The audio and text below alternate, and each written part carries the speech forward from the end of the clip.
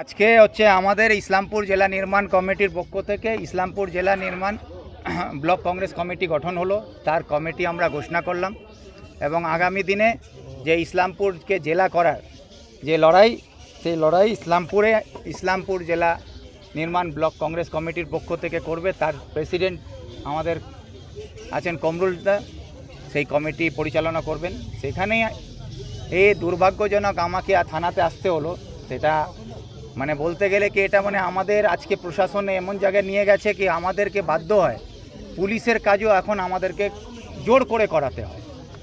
কি একটা ঘটনা ঘটেছে গাইসাল গ্রাম পঞ্চায়েত, গাইসাল 1 গ্রাম পঞ্চায়েতে। সেখানে আমি আপনাদেরকে সকলকে দেখাতে চাই যে এটা দেখুন। আর এটা রাজ্যের মাননীয় মুখ্যমন্ত্রী মমতা ব্যানার্জিকেও আমি বলতে চাই যে আপনি যে মামাটি মানুষের কথা বলতেন, সুশাসনের কথা বলতেন, আপনি যে তোলাবাজদের বিরুদ্ধে কথা বলেন, কিন্তু আপনার দলের পঞ্চায়েতের প্রধান গাইসাল 1 গ্রাম পঞ্চায়েতের প্রধানের লেটার হেডে কীভাবে টাকা তোলাবাজি হচ্ছে তার সালিসিনামা করে সেখানে সই স্বাক্ষর করে তারা মানুষকে কিভাবে লুটে খাচ্ছে তার প্রমাণ আপনাকে দেখাচ্ছি। এইখানে পরিষ্কার বলছে কি 9,60,000 টাকা তোমাকে দিতে হবে, আর যদি 7 দিনে তুমি না দিতে পারো তাহলে তোমাকে 12,50,000 টাকা দিতে হবে। কিসের দিতে হবে তা সেটা লেখা নেই, কিন্তু জোর করে 9,60,000 টাকা দিতে হবে। 7 দিনে না দিতে পারলে তোমাকে 12,50,000 টাকা দিতে হবে। এই করে সেই পরিবারকে জোর করে তার জমি দখল করার একটা চক্রান্ত চলছে। সেই বেচারা ধনতলা বাজারে সরকারি জমির উপরে হোমস্টে করে তার পরিবারকে কোনোরকমভাবে নিয়ে বেঁচে আছে। সেই তার বাড়ি ঘর দখল করে সেই বাজারের জমিটা কাড়িয়ে নেওয়ার একটা চক্রান্ত চলছে। সেই জমি দিতে রাজি হয়নি, তাই তার উপরে নানান রকম অত্যাচার এবং তার ছেলেদের উপরে মিথ্যা মামলা, তার পরিবারের উপরে মিথ্যা মামলা করে এই ছেলেকে দেখুন, এই হচ্ছে সেই পরিবারের ছেলে, এই ছেলের আর এবং ভাই, এদের উপরে কিডন্যাপিং কেস করা হলো, অ্যাটেম্প টু মার্ডার কেস করা হলো, এদেরকে জেলবন্দি করা হলো। 15-20 দিন আগে জেল থেকে ছাড়া পায়, আবার মিথ্যা মামলায় আবার তাকে কিডন্যাপিং কেসে আবার জেলে ঢুকিয়ে দেওয়া হয়। এর ছোট ভাইকে, তার নাম হচ্ছে সাহিলকে আবার জেলে ঢুকিয়ে দেওয়া হলো। আমি পুলিশের কাছে জানিয়েছিলাম কি এই ঘটনাটা ঘটছে, আপনারা দেখুন, কিন্তু কোনো ব্যবস্থা পুলিশ নিল না। এর বাবার নাম হচ্ছে ফিরোজকে জোর করে ওর জমি লিখিয়ে নেবে, সেই জন্যে ওকে মারধর করার জন্যে রেল লাইনের ওপারে নিয়ে যাওয়া হয়। সেখানে বাবাকে বাঁচাবার জন্যে যখন মেয়ে যায়, মেয়েকেও মারে। তার বয়স হচ্ছে 14 বছর। সেই 14 বছর বাচ্চা মেয়েটাকে পিটানো হয়। সে পালিয়ে যায় বাবাকে ছেড়ে, এবং সে যখন অভিযোগ করে তার অভিযোগ পুলিশ নেয় না। আমি খবর পাই, তখন পুলিশকে জানাই, তারপর এফআইআর রেজিস্টার্ড হয়। আজ অবধি প্রায় 3 মাস হতে যাচ্ছে, ওর বাবা এখনও নিখোঁজ। তার বাবাকে ওরা নিয়ে বিহারের দিকে চলে গেছে।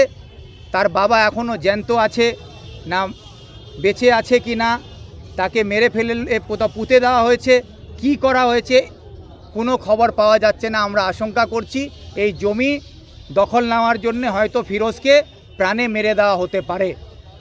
আর যারা অ্যাকিউজড আছে তারা এই সমাজের বিশিষ্ট ব্যক্তিগণ আছেন, তারা পুলিশ তাদের সকলকে জানে এবং পুলিশ তাদের কাছে গিয়ে বসে চা খায় এবং তারা থানাতে এসে পুলিশের সঙ্গে এখানে দালালি করে, কিন্তু তাদেরকে পুলিশ গ্রেফতার করছে না। আজকে আমরা থানায় এসেছিলাম, আমাদেরকে কথা দেওয়া হয়েছে কি তাদেরকে গ্রেফতার করা হবে। আমরা বলেছি যে যদি 48 ঘন্টার মধ্যে তার গ্রেফতারি না হয় এবং নিখোঁজ ফিরোজকে যদি উদ্ধার পুলিশ না করে, তার জন্য আইনি যা ব্যবস্থা দোষীদের বিরুদ্ধে নেওয়ার সেটা যদি না নেওয়া হয়, তাহলে আজকে ইসলামপুর জেলা নির্মাণ কমিটির আমাদের করণদিঘি থেকে নিয়ে চোপড়া 5টা ব্লকেরই আমাদের ব্লক প্রেসিডেন্টরা এখানে এসেছিলেন এবং তারা ইসলামপুর জেলা গড়া হোক তার সমর্থন জানিয়েছেন। তো এই লড়াই আগামী দিনের জন্য 5টা ব্লকেই আমরা পুলিশের বিরুদ্ধে দরকার হলে থানা ঘেরাওর মধ্যে দিয়ে ইসলামপুর থানার কাছ থেকে জবাব চাইব।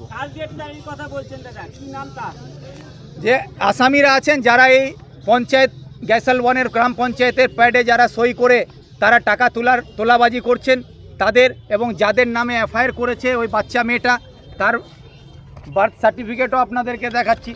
তার বয়সের সার্টিফিকেট দেখুন, তার বয়স হচ্ছে 16/12/2010 জন্ম। এখনও তার বয়স 15 বছর হয়নি। ডিসেম্বর আসলে তার বয়স 15 বছর হবে। সেই বাচ্চা মেয়েটা বাবাকে বাঁচাবার জন্য পুলিশকে অভিযোগ করেছে, তার এফআইআর হয়েছে। সে এফআইআর টাকা দাবি করা হচ্ছে মূলত, এটা জানতে পেরেছেন? টাকাটা কিসের দাবি? ওরা বলছে কে সুদের টাকা। তো সুদ বাবদ যে টাকা তোলা হচ্ছে তার কোনো লাইসেন্স আছে?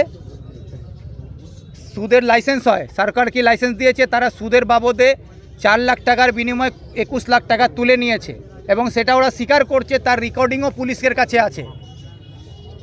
আর আসল উদ্দেশ্য হচ্ছে তার জমি দখল করা।